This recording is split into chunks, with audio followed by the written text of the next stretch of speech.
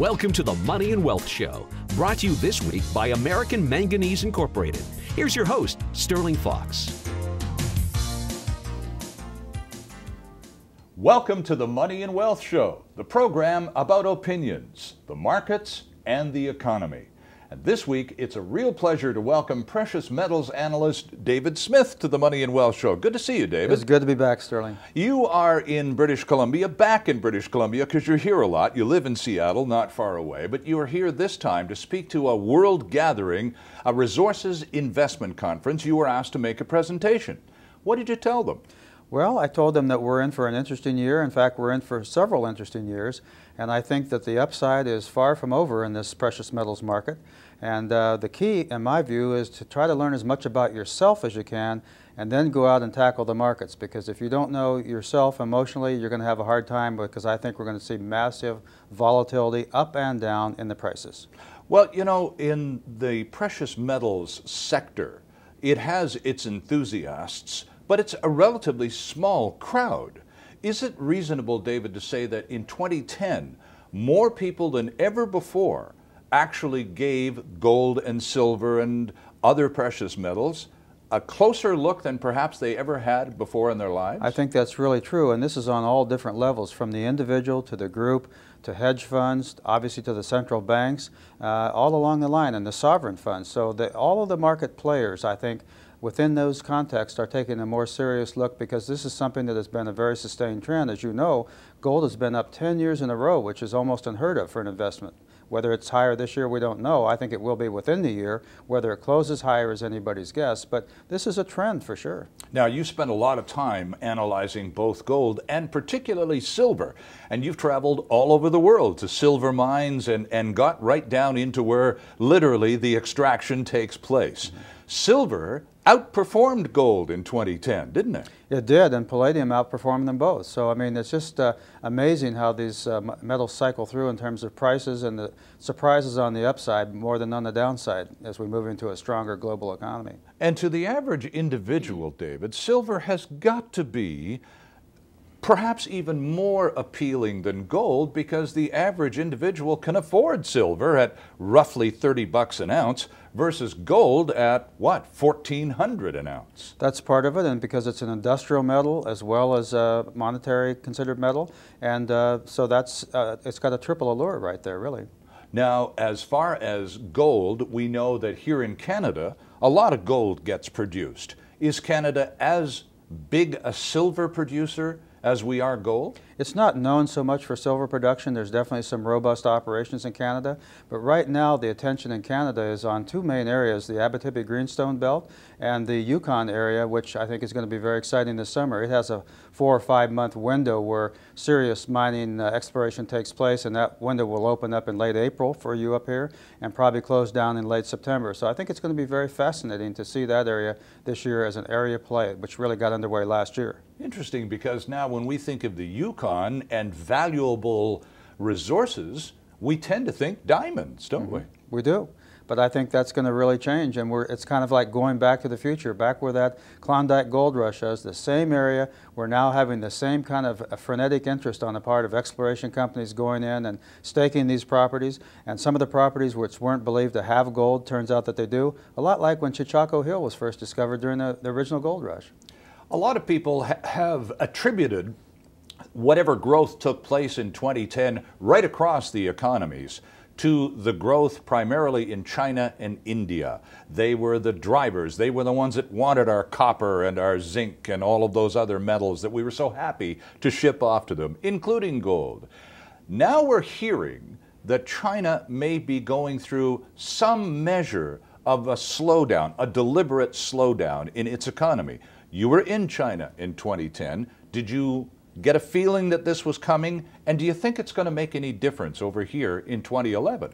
Well, it's so hard to see all the components of the big picture and how they play out at any given time. I think there's elements of all the things that you've mentioned in there, and yet the trend is still upward, and it's still going to go on for a long, long time. But you're going to find anomalies and disconnects within the trend. It's like the currents in a river. You know, the major current is going in a certain direction, but you have these swirling motions that go on, but yet the primary current always reasserts itself. And I think those elements will be in that same way. Now, China is also a producer of gold and partners frequently with foreign interests, Canadian, American, and others, in order to produce it more cost effectively. Is that process likely to continue, again, with Canadian and other input into the Chinese domestic production? I think so, and also they are, in a couple of cases that I'm aware of, they've actually contracted with U.S. mining companies to purchase their gold ore, which is something that really was unknown a few years ago, and I think you're going to see more of that as well, too, in addition to what they produce domestically. Now, despite the Governor of the Bank of Canada continuing to warn us Canadians about our bad savings habits, we appear not to have many, and we have record high levels of personal and household debt.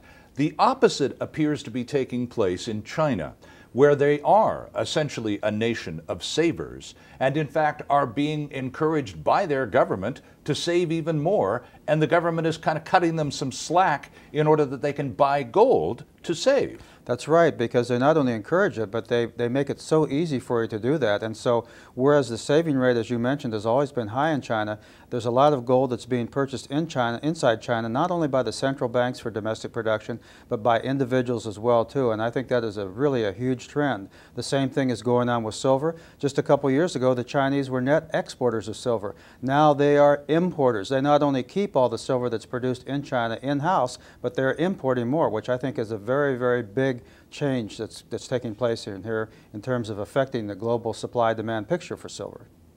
Our special guest this week on the Money and Wealth Show is precious metals analyst David Smith. Lots more ahead. Stay with us. Always consult your investment professional before making any investment decision. American Manganese Inc. has a world-class deposit in Arizona, indicated 6.7 billion pounds, inferred 8.9 billion pounds, potentially the lowest cost producer of electrolytic manganese. American Manganese Inc. has a projected cash cost of 44 cents a pound. The metal trades near $2 a pound. Do the math. Trading symbol AMY. Visit AmericanManganeseInc.com or phone me, Larry Ray, at 604-531-9639.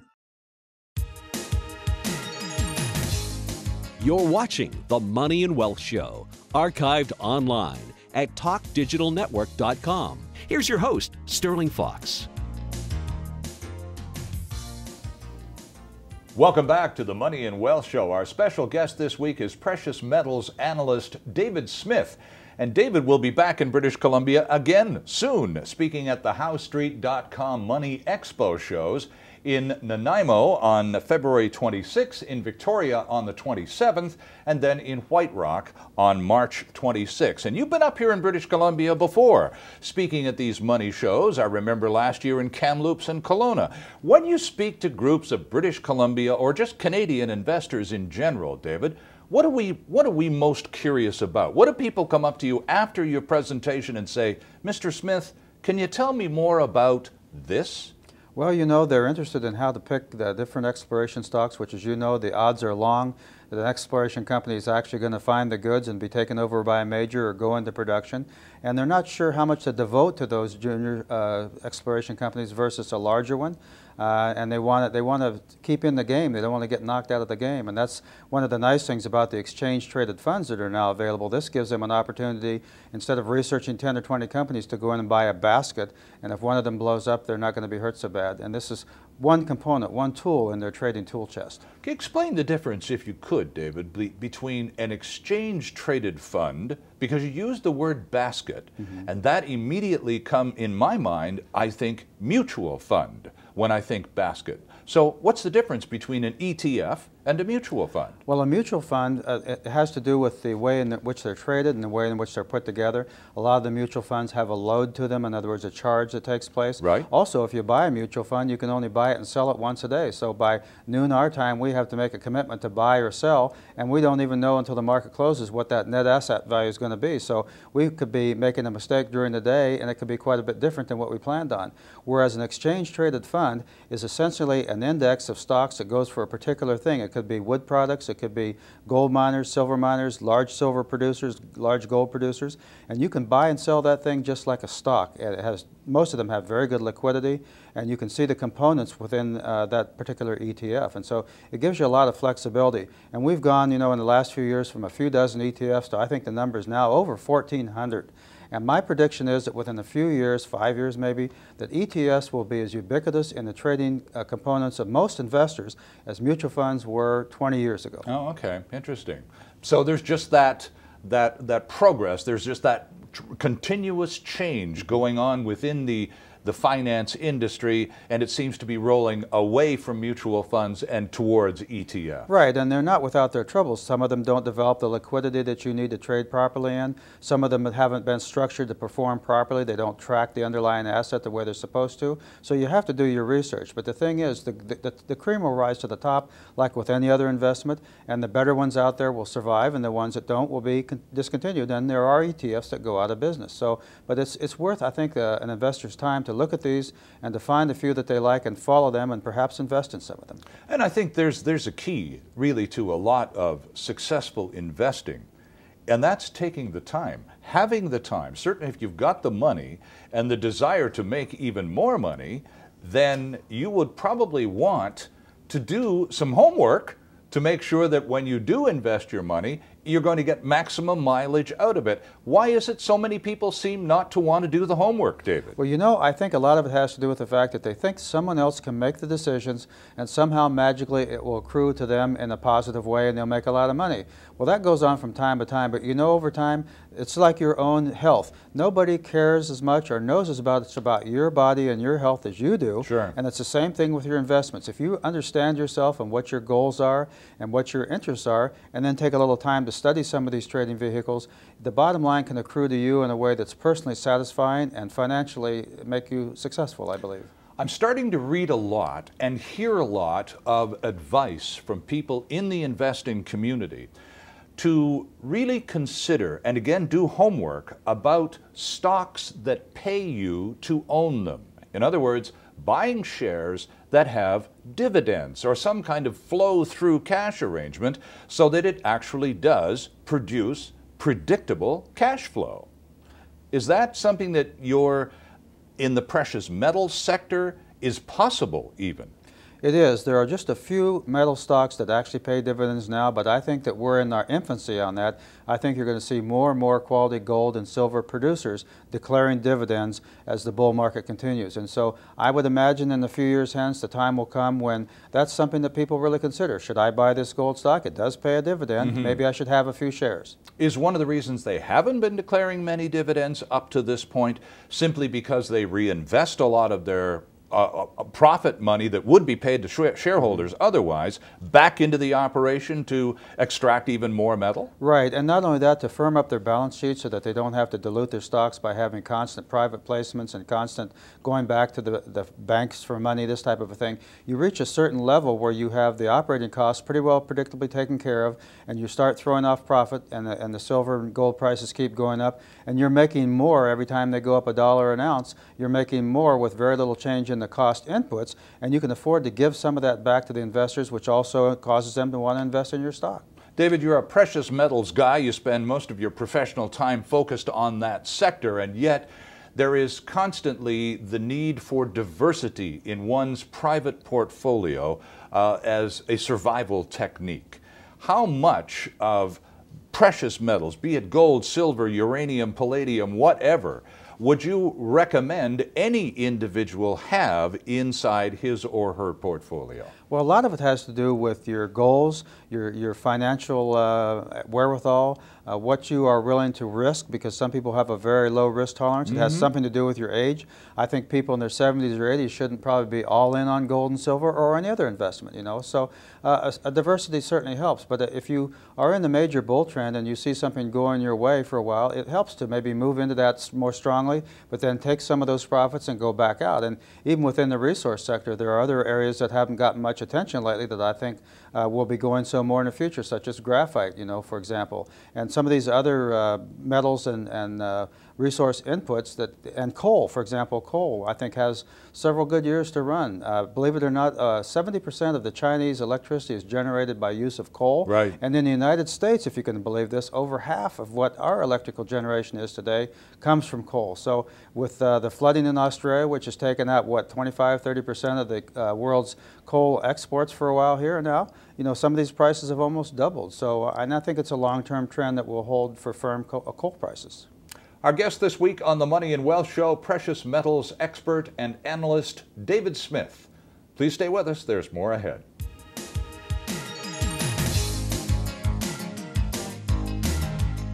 The Money and Wealth Show is archived online at talkdigitalnetwork.com. Molycorp Gold Corp has substantial assets. Magnesium deposit, inferred 52 billion pounds. Molybdenum deposit, indicated 1.9 million tons. Inferred 1.8 million tons at 0.087% MO. Past silver producer, average 182 ounces per ton. Trading symbol, MOR. Website, molycorp.com. Or phone me, Larry Ray, at 604-531-9639. You're watching The Money and Wealth Show, archived online at talkdigitalnetwork.com. Here's your host, Sterling Fox. Welcome back to the Money and Wealth Show. Our guest this week, precious metals expert David Smith. And David, you were talking about metals and owning them as part of one's overall holdings in the portfolio. But even this, you need to break it down for us here, because we're talking about silver and gold. Do, as a portion of our portfolio, do we buy gold and silver coins, the actual physical product? Do we buy paper that says in such and such a warehouse somewhere you own X number of ounces of gold or silver? Or do we buy gold and silver mining stock, or a combination of all three? I think a case can be made for all of the above. You want to have a certain amount of physical as insurance first, as profit second, and that would be gold and silver small bullion bars or silver rounds. Stay away from the numismatics that have a very, very large premium. If you're going to hold silver in an account, it should be ideally allocated. In other words, it's in your name rather than a pooled account of unallocated. This way you know that it's really there, and you should be able to go and inspect it to see, yes, it's in this account. And then also the mining stocks, a certain percentage of your portfolio in the mining stocks, because there's where you will be assuming greater risk and greater volatility, right. But they have the potential to give you very large returns, and you only have to hit one or two of these in the lifetime of the bull market to make quite a bit of difference in your bottom line. Well, and I'm hearing that 2011 could really be a big year for particularly Canadian junior mining companies, especially those, again, in the base and precious metals, who have been producing quality work and product for a long time, but whose stock value has lagged behind where one would expect it to be. Do you agree? It's going to be a good year. I think it could be, and you know, even if the metals don't go up in the fashion that the people think, you know, much higher gold and silver this year, which I think potential is still there for that, but even if they stayed fairly flat, a lot of these companies are now showing on their quarterly statements, they're showing very nice gains in profitability to the bottom line, because their cost inputs have now been pretty well covered and they know what those are going to be, and a very small increase in the price of gold or silver, or even staying flat, means really that goes straight to the bottom line. A lot of these silver companies have projected $12 to $15 silver for their break-even point, and when you're trading silver $25, $30 an ounce, that's quite a nice profit above what your expectations are. I read a piece in the paper just a couple of days ago where the writer was proposing that oil could very well be the new gold. And this is not the first time this has come up. There seems to be a kind of a repetitive cycle to it. Once every 18 to 24 months, somebody says oil is the new gold.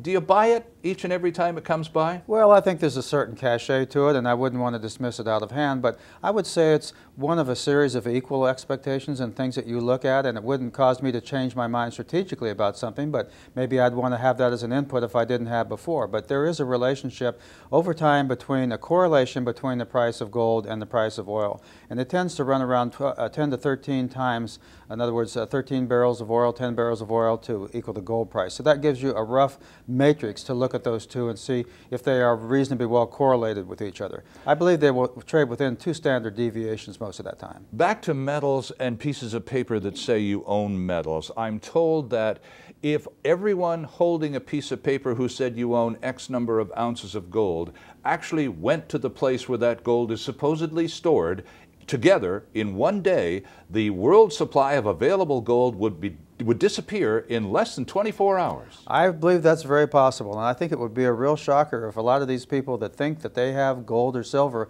in unallocated accounts, in other words, your name is not on any particular amount of it, if they really went down there to find out how much was there, they might be a little surprised. And you had a story, you read a story in the Globe and Mail. Well, you know, in the Globe and Mail this summer, there was a very sad story of a lady who had had a business for many years. She was dying of cancer. She had chemotherapy treatment. And I believe she had several bars of silver that in her name, either in a safety deposit box or in an allocated account. And she simply asked to have them taken out. And she's too sick to go down herself. She wanted a family member to go down. And this thing went on for weeks, and the bank wouldn't give her the silver, and they wanted all sorts. They wanted her to come down, even though she knew she was very ill, and the lawyer got involved in it. I think she finally got her silver, but it was really sad, and it makes me wonder if the bank had all the silver they said they had, and if that's the reason it took so long. At the very least, it was a bit on the heartless side. Well, short of burying it behind the old oak tree in the back corner of the lot, where do you put your metal and precious holdings in such a way that you can always get at them without some bureaucrat or banker standing between you and your stuff? Well, burying them in the backyard has a certain allure to it, and then put them in a pipe where it's not going to metal, but detectors aren't going to pick them up. But you know, there are places like in Australia, the Perth Mint. I would say choose an establishment that you have tremendous confidence in and has shown over the years that they're of the highest regards for their allocation. There's things like the Central Fund of Canada, and you can't put your own gold and silver in there, but I mean, they actually have the physical gold and silver. It's audited, I think, once or twice a year. So, you know, choose an institution that you have a lot of confidence in, and that's one way to look at it. And we'll have a final word from our special guest, David Smith, after this.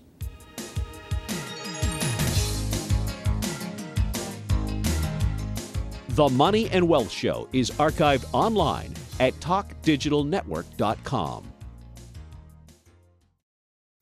Gold Ray Resources Corp. is developing a gold mine in China. Identified resource, 175,000 ounces of gold down dip to the south of an existing 1,500 ton per day operating mill. Resource remains open down dip into the east and west. Trading symbol GOR on the Venture Exchange. Website goldray.com. Or phone me, Larry Ray, at 604-531-9639. You're watching The Money and Wealth Show, archived online at talkdigitalnetwork.com. Here's your host, Sterling Fox. And now with a final thought on today's program, our special guest this week, David Smith. You know, Sterling, Frank Holmes is one of the people I always love to hear speak at these conferences. He's a world traveler, and he's able to distill things down in a very succinct manner. And he talked about the importance of expressing gratitude. If things are going really well for you in your investments, you should be humble about it and be gracious. And if they're not going so well, you should still look and see what it is that you've got that so many other people don't. And I think if we look at money as a tool to do things rather than an end product itself, it'll help us all have balance in our lives, and we'll be more gracious and helpful to others rather than the fact that we're just trying to accumulate all these riches as an end in themselves. Interesting thoughts. And David Smith's work, by the way, can be found most frequently at themorganreport.com. David, thanks for coming in. A real pleasure to see you again, and very good of you to join us on the Money and Wealth Show. It's great to be here, Sterling. Thank you. Our thanks also to Fritz and the gang here at Churchill's at the Holiday Inn in North Vancouver for the hospitality. And for the Money and Wealth Show, I'm Sterling Fox. See you next time. The Money and Wealth Show, brought to you this week by American Manganese Incorporated.